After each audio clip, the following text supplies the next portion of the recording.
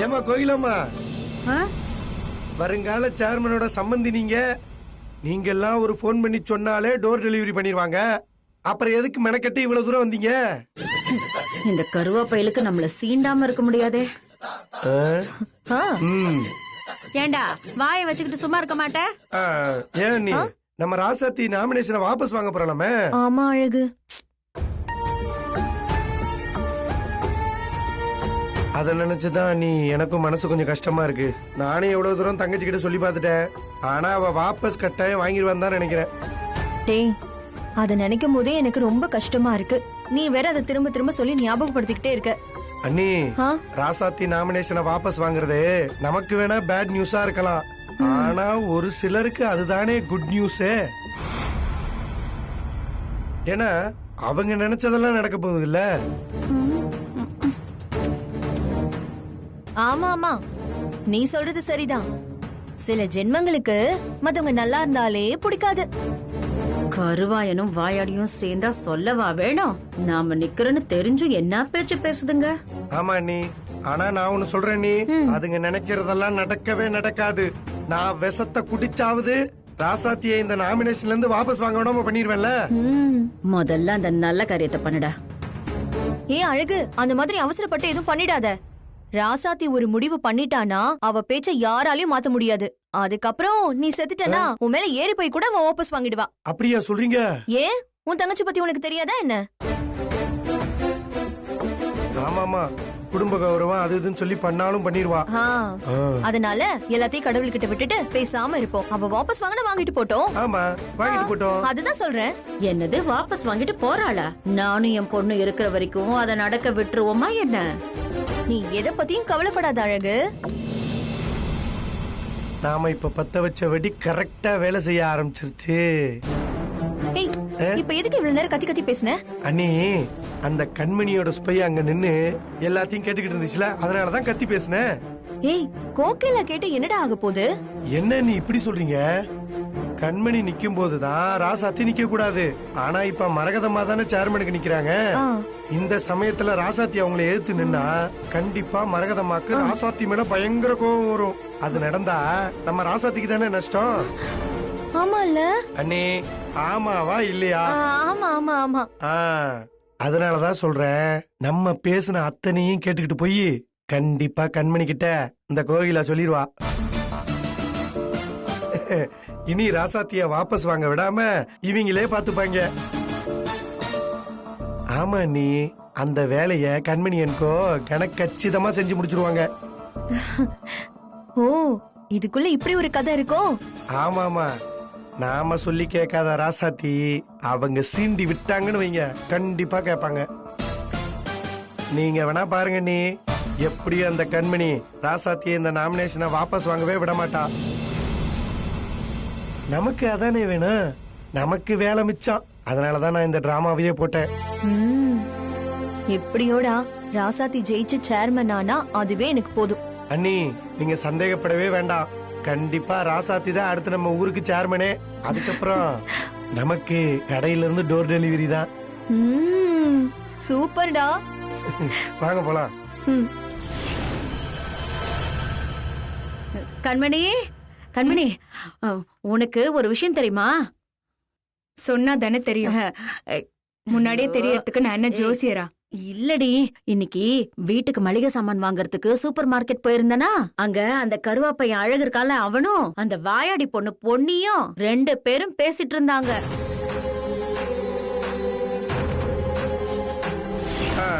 ஏன் நீ நம்ம ராசாத்தி நாமினேஷனை வாபஸ் வாங்க போறலாமே? ஆமா அழகு. அத நினைச்சுதான் நீ எனக்கும் மனசு கொஞ்சம் கஷ்டமா இருக்கு. நானே எவ்வளவு தூரம் தங்கச்சி கிட்ட சொல்லி பார்த்துட்டேன். ஆனா அவ வாபஸ் கட்டாயம் வாங்கிடுவான்னு தான் நினைக்கிறேன்.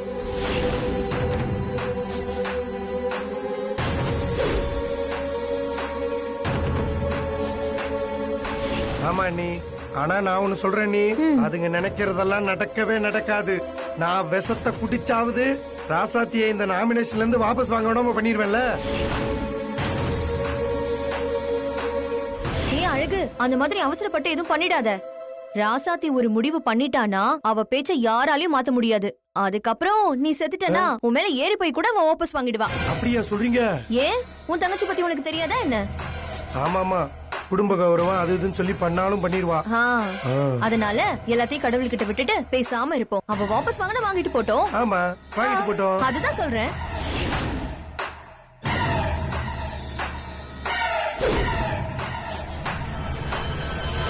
பாத்துடி கண்மணி, அந்த ராசாத்தி வாபஸ் வாங்கிட்டா உன் மாமியாக்காரி அவளை வீட்டுக்குள்ள சேர்த்துருவா.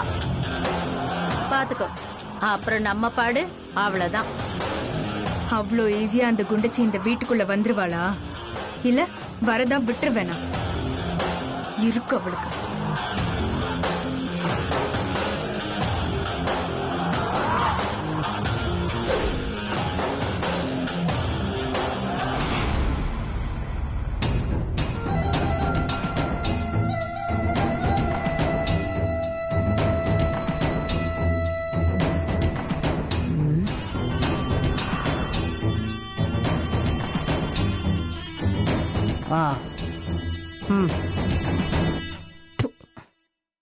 இப்ப சொல்லு, அந்த ராசாத்தி என்ன பண்ணணும்?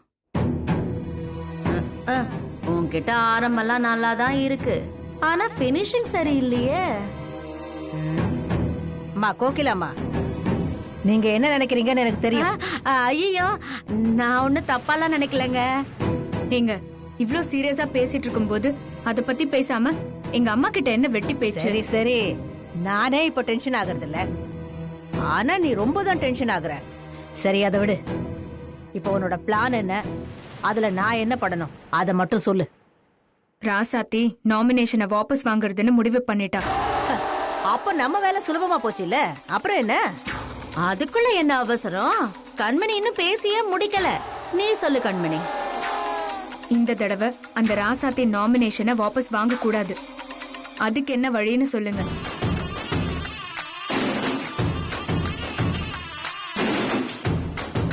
ஏன் கண்மணி, உனக்கு என்ன பைத்தியமா? அன்னைக்கு ராசாத்தி நாமினேஷன் தாக்கல் பண்ணக்கூடாதுன்னு சொன்ன.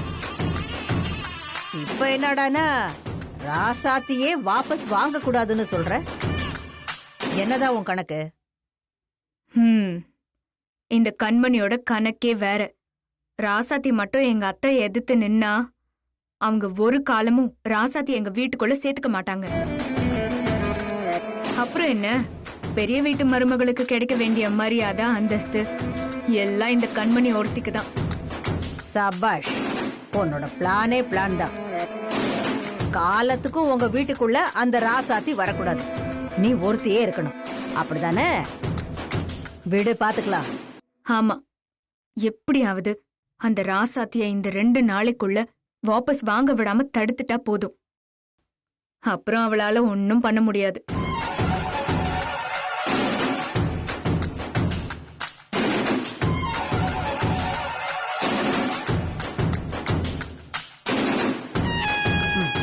பண்ணலாம். ஆனா ஆளை கடத்துறது, லாரிய வச்சு தூக்குறது இந்த மாதிரிலாம் இல்லாம அவ குடும்பத்துல உள்ள ஆளுக்கு தினமும் ஒரு டார்ச்சர் கொடுப்போம்.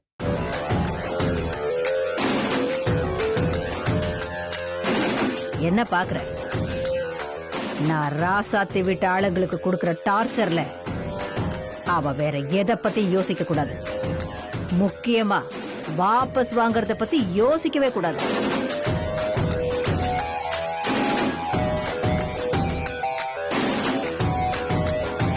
ஆமா கண்மணி, ராசாத்தி வீட்டுல இருக்கிற 3 பேரை வச்சு நான் ஏற்கனவே பிளான் பண்ணிட்டேன். இன்னும் பாக்கி இருக்கிறது யாரு? அவங்க அண்ணன் இளங்கோ, அப்புறம் தம்பி கபிலன். ஓ ஆமா ஆமா, அந்த கபிலனுக்கு ரொம்ப கொழுப்பு, அதனால அவனை ஏதாவது பார்த்து பண்ணுங்க. பண்ணிடலாம். ஆனா முதல்ல இளங்கோல இருந்து ஆரம்பிச்சு வரிசையா போலாம். சரி, அந்த இளங்கோ பத்தின டீடைல சொல்லு.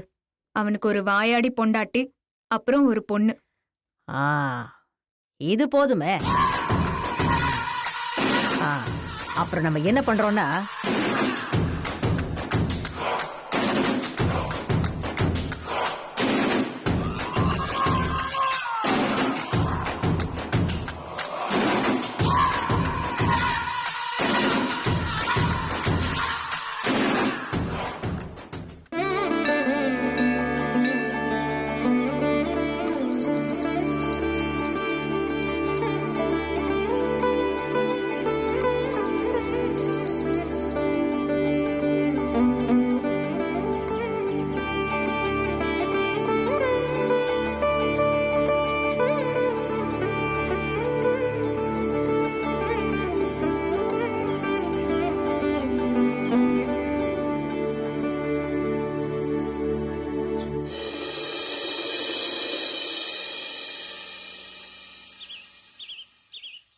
எனக்கு நீங்க துரோகம் பண்ணுவீங்க நான் நினைக்கவே இல்ல.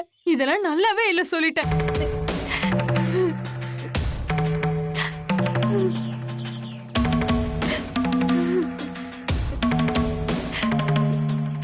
ஏன் என்ன இப்படி பண்ணீங்க? எனக்கு யார் இருக்கா? இப்ப நான் என்ன பண்ணுவேன்? எனக்கு நீ இந்த வேலையை வாங்கி கொடுக்காம இருந்திருந்தாவது நான் நல்லா இருந்திருப்பேன். நீ மட்டும் என்ன ஏமாத்தணும்னு நினைச்ச, அரளி விதையை அரைச்சு குடிச்சிருவேன். உன்னை நான் எவ்வளவு நம்பினேன். உன்னை நம்பினதுக்கு என்னை இப்படிதான் ஏமாத்துவியா?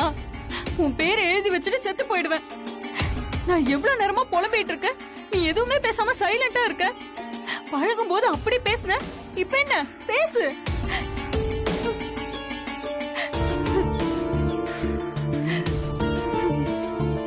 உன்னாலதான் என் வாழ்க்கையே போச்சு. இது மட்டும் எங்க வீட்டுக்கு தெரிஞ்சதுன்னா அவ்வளவுதான். நான் சும்மா சொல்றேன்னு நினைக்காத, கண்டிப்பா நான் சாகதான் போறேன். யாருமா நீ? போன்ல அப்படி யார்கிட்ட பேசிட்டு இருக்க? அதுவும் சாக போற அது இதுன்னு கோவில்ல வச்சு அபசகுனமா பேசலாமா? தப்பு இல்ல?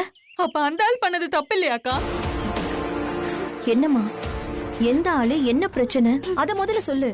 அக்கா, எனக்கு அப்பா அம்மா யாருமே இல்ல. நான் கஷ்டப்படும் போது எனக்கு ஒருத்தர் வேலை வாங்கி கொடுத்து ஹெல்ப் பண்ணாரு. அவர் மேல இருந்த மரியாதையில கொஞ்ச நாள் பழக்கத்துல காதலா மாறி அவரை நம்பி என்னையே கொடுத்துட்டேன். ஏமா, கல்யாணத்துக்கு முன்னாடி இப்படி எல்லாம் பண்ணலாமா? அது இல்லக்கா, அவர் என்கிட்ட ரொம்ப நல்லவர் மாதிரி நடந்துக்கிட்டாரு. அதை நம்பி நான் மோசம் போயிட்டேன். அதுக்கு தண்டனையா இப்ப என் வயித்துல ஒரு குழந்தை வளருது. என்ன நீ இப்படி போய் ஏமாந்திருக்க? சரி, நீ அவரே கல்யாணம் பண்ணிக்க வேண்டியதானே? அதுதான்க்கா இப்ப பிரச்சனையே. அவருக்கு ஏற்கனவே பல வருஷத்துக்கு முன்னாடி கல்யாணம் ஆகி இப்போ ஒரு பொண்ணு இருக்கா.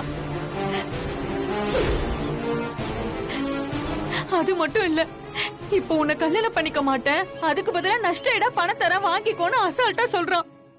இந்த உலகத்துல ஆம்பளைங்களே இப்படிதான், எவனையும் நம்பவே கூடாது. நீ அழாத. புள்ளத்தாச்சி பொண்ணு இப்படி சாக போறேன்னு சொல்றியே, முதல்ல இதுக்கு காரணம் யாருன்னு சொல்லு. அந்த பொறுக்கிய சும்மா விடவே கூடாது. அவனை ஒண்ணுமே பண்ண முடியாதுக்கா. அவனுக்கு ஏற்கனவே கல்யாணம் ஆயிடுச்சு. அவன் ஒய்ஃபுக்கு தெரிஞ்ச பிரச்சனை ஆயிடும். அதுக்கு நீ என்ன பண்ணுவ? உன் வாழ்க்கை என்ன ஆகுறது? உனக்கு குழந்தை உண்டாயிருக்குன்னு சொல்ற, அதுக்கு அப்பா யாருன்னு தெரியாம வளர்ந்தா அதோட எதிர்காலம் என்ன ஆகும்? அந்த பொறுக்கி பேர் என்ன? அவன் எந்த ஊரு? அத முதல்ல சொல்லு. அவரு பப்ளுன்னு செல்லமா கூப்பிடுவாங்க. அவர் பேர் இளங்கோ.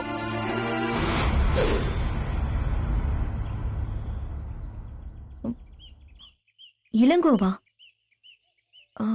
உன்கிட்ட அவரோட போட்டோ ஏதாவது வச்சிருக்கியா? ம்.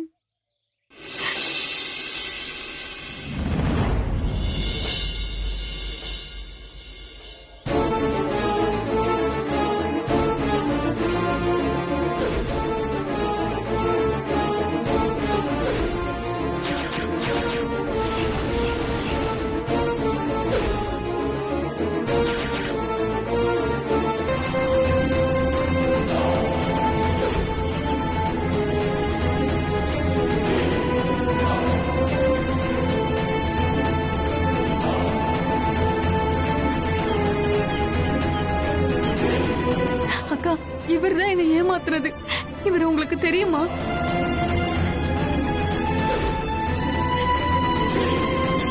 அக்கா, அக்கா,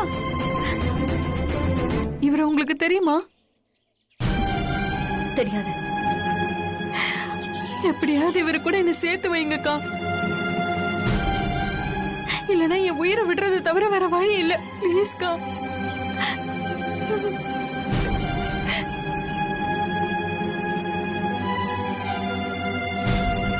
அக்கா, அக்கா, அக்கா. ஆட்டோ, ஆட்டோ நில்லுங்க, கொஞ்சம் சீக்கிரமா போகணும்.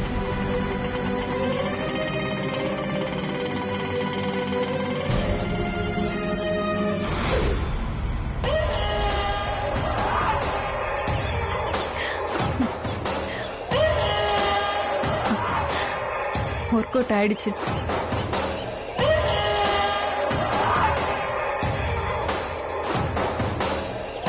கண்மணி,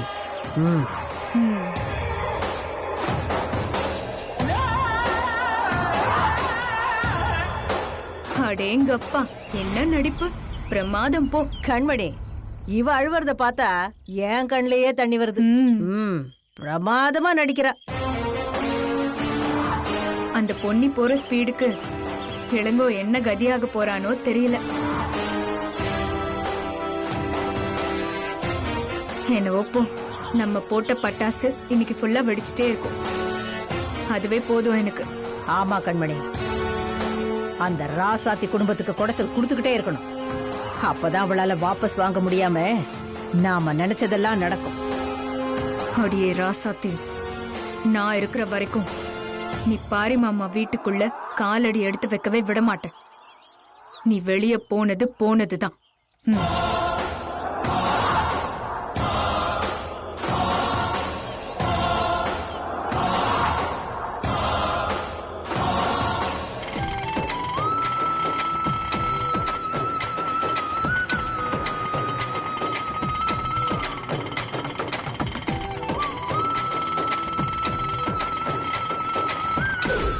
அவரை பப்ளுன்னு செல்லமா கூப்பிடுவாங்க.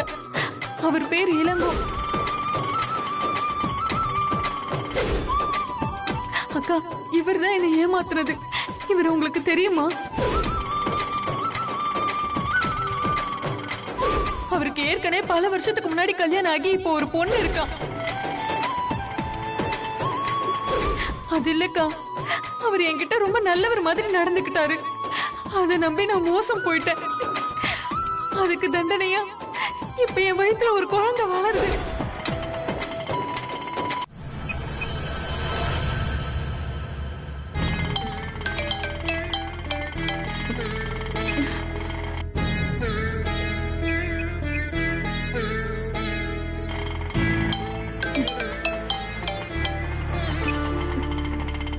ஹலோ, யாருங்க? எடுக்கலன்னா விட மாட்டீங்களா? திரும்ப திரும்ப போன் அடிச்சு உயிரை வாங்கிட்டு இருக்கீங்க. அக்கா, ஏன் இவ்வளவு கோவப்படுறீங்க? என் பேர் முத்துக்கா. உங்க புருஷன் இளங்கோ அண்ணன் தான் எனக்கு வேலை வாங்கி கொடுத்தாரு. யோ, நன்றி சொல்ற நேரமாயா இது? போன வையா, நானே கடுப்புல இருக்கேன்.